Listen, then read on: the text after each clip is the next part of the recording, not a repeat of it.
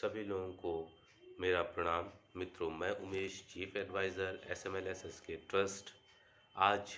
हम लोग फिर से ट्रस्ट का जो भी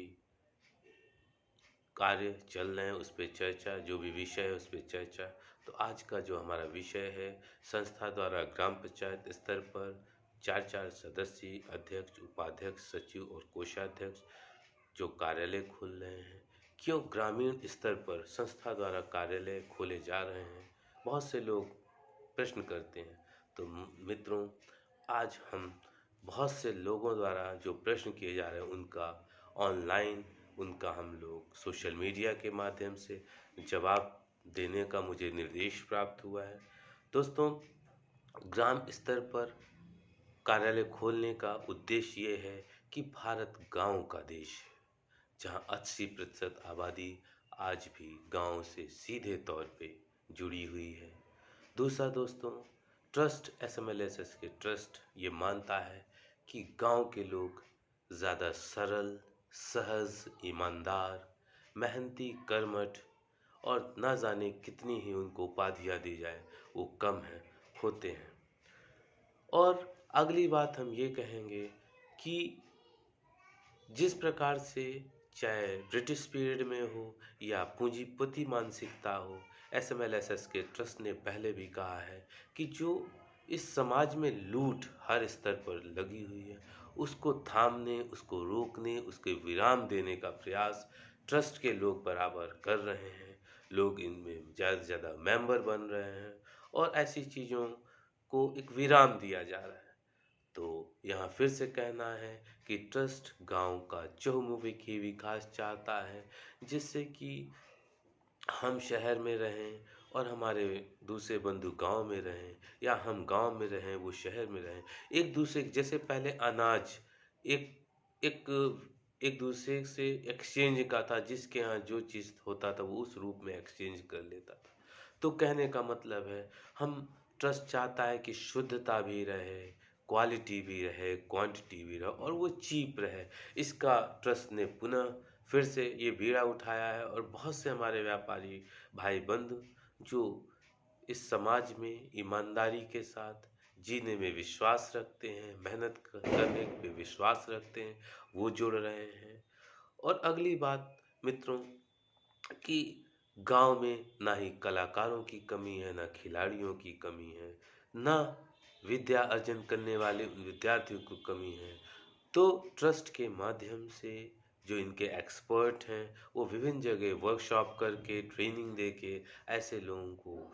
समाज की मुख्य धारा में लाएंगे और उस क्षेत्र में आगे बढ़ाने का पूरा प्रयास रहेगा। फिर विभिन्न योजनाएं जो सरकारी हैं, राज्य सरकार की, केंद्र सरकार की, या बड़े संस्थान, ट्रस्ट, NGOs, मठ आदि के माध्यम से, या निजी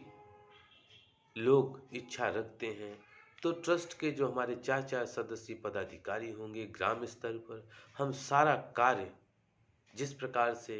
किसी को डीलरशिप, किसी को अथॉरिटी दी जाती है, ये कहिए हम सच्चाई, ईमानदारी,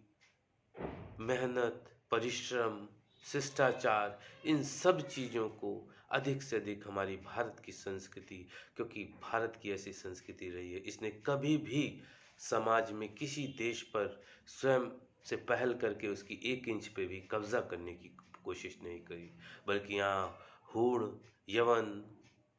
अफ़गानी, अंग्रेज़, फ्रांसीसी, डच, न जाने कितने लोग यहाँ आए और गए, लेकिन दोस्तों आखिरी में अस्तित्व हमारे जो खुद भारत के निवासी हैं, मूल निवासी हैं, उनको ही हाथ में बागडोर मिली क्योंकि भारत अपने में हर चीज़ को समा सकता है और भारत को कोई अगर अपने में समाना चाहेगा तो भारत भगवान शिव की तरह उसको निगल लेने की भी क्षमता रखता है। तो फिर से मैं एक बार ऐसे भाई बंधुओं को ये बताना चाहता हूँ कि जैसा कि हमारी कथनी करनी में ये रहा है कि आधी आबादी जो कि रुचि रखती है वो भी इसमें इंटरेस्ट है, तो उनके लिए विशेष इसमें व्यवस्था ये है कि हमारे 4-4 सदस्य कार्यालय में 2,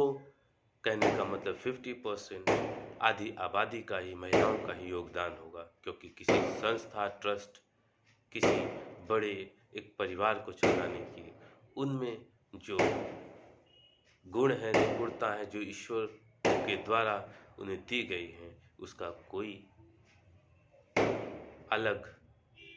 विकल्प नहीं है। तो फिर से दोस्तों, अपनी बातों को लंबा न करते हुए